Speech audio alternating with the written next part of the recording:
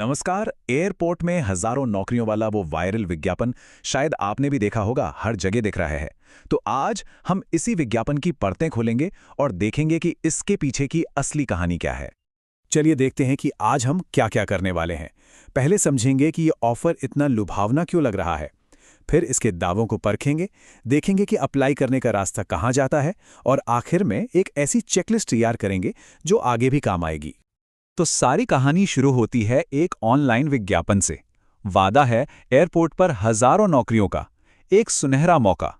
और ये इतना आकर्षक है कि जंगल की आग की तरह फैल गया। पर इसमें ऐसा क्या है जो लोग इसे इतना शेयर कर रहे हैं? सबसे पहली चीज जो ध्यान खींचती है वो है ये नंबर 3860। ये कोई छोटी मोटी भर्ती नहीं है, आंकड़ा बहुत बड़ा है। जाहिर सी बात है, इतनी सारी नौकरियां एक साथ देखकर कोई भी उत्साहित हो जाएगा। और फिर आती है ये बात, ऑनलाइन एग्जाम पास करने के लिए सिर्फ 30% मार्क्स चाहिए। ये थोड़ा अजीब नहीं लगता? इतनी आसानी से नौकरी? कहते हैं ना, जब कोई चीज सच होने के लिए कुछ ज्यादा ही अच्छी लगे तो थोड़ा रुककर सोचना चाहिए। तो कुल मिलाकर कम पढ़ाई लिखाई की जरूरत और पूरे देश से कोई भी अप्लाई कर सकता है। यही वो वादे हैं जो इस ऐड को इतना जबरदस्त बनाते हैं। लेकिन क्या ये वादे उतने ही सीधे हैं जितने दिखते हैं? चलिए थोड़ा और करीब से देखते हैं। तो अब जरा इस मामले की और गहराई में चलते हैं। देखते हैं कि विज्ञापन में कौन कौन सी पोस्ट्स और क्वालिफिकेशंस का जिक्र किया गया है। पहली नज़र में तो सब कुछ काफ़ी प्रोफेशनल और असली लग रहा है ना। ग्राउंड हैंडलिंग से लेकर के केबिन क्रू तक हर पोस्ट के लिए सीटों की संख्या भी साफ साफ बताई गई है, बिल्कुल किसी असली जॉब ऐड की तरह। लेकिन जब सब कुछ इतना साफ दिख रहा है तो एक सवाल ज़रूर उठता है। असल में ये नौकरियां दे कौन रहा है? और सच कहूं तो किसी भी जॉब ऑफर के लिए ये सबसे ज़रूरी सवाल होता है। और यही कहानी में एक दिलचस्प मोड़ आता है। ये विज्ञापन किसी सरकारी वेबसाइट या किसी बड़ी एयरलाइन की तरफ नहीं, बल्कि उद्देश्य एयरलाइन अकेडमी प्राइवेट लिमिटेड नाम की एक प्राइवेट कंपनी की ओर इशारा करता है।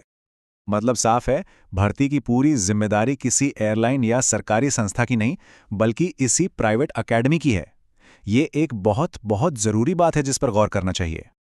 तो चलिए अब जरा आवेदन की प्रक्रिया पर चलते हैं। मान लीजिए कोई इस नौकरी के लिए अप्लाई करना चाहे तो उसे किन-किन स्टेप से गुजरना होगा। ये प्रक्रिया देखने में तो बिल्कुल वैसे ही है जैसे किसी भी ऑनलाइन फॉर्म की होती है। वेबसाइट पर जाइए, डिटेल्स भरिए, डॉक्यूमेंट्स अपलोड कीजिए। लेकिन इसका जो आखिरी स्टेप है, आवेदन शुल्क का भुगतान, उस पर ध्यान देना जरूरी है। यहाँ हर एक उम्मीदवार को 150 रुपए की नॉन रिफंडेबल फीस देनी होगी। किसी भी कैटेगरी के लिए कोई छूट नहीं, कुछ नहीं, सबके लिए एक ही नियम। अब अगर हम इसकी तुलना किसी सरकारी नौकरी की भर्ती से करें तो फर्क साफ नजर आता है। सरकारी नौकरियों के लिए आवेदन .gov.in जैसी वेबसाइट्स पर होते हैं और वहां अक्सर कुछ कैटेगरीज के लिए फीस में छूट भी होती है। यहाँ ऐसा कुछ भी नहीं है।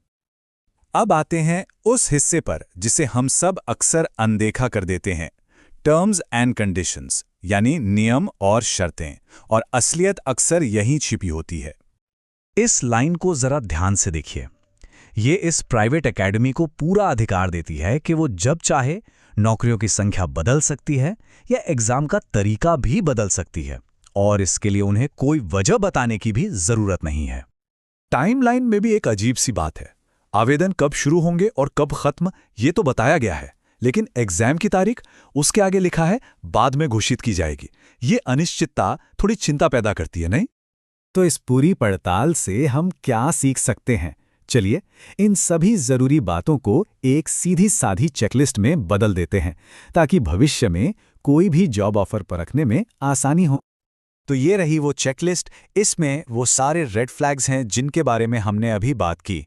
क्या भर्ती कोई प्राइवेट कंपनी कर रही है? क्या एप्लीकेशन फीस सबके लिए है? क्या शर्तें एक तरफा हैं? अगली बार कोई भी जॉब ऑफर सामने आए तो ये सवाल जरूर पूछिएगा। तो बस हम इसी एक सवाल के साथ आपको छोड़े जाते हैं। अगली बार जब कोई नौकरी का विज्ञापन दिखेगा तो उसमें सबसे पहली चीज क्या जांचेंगे? सतर्क रहिए और सही सवाल पूछिए। धन्यवाद।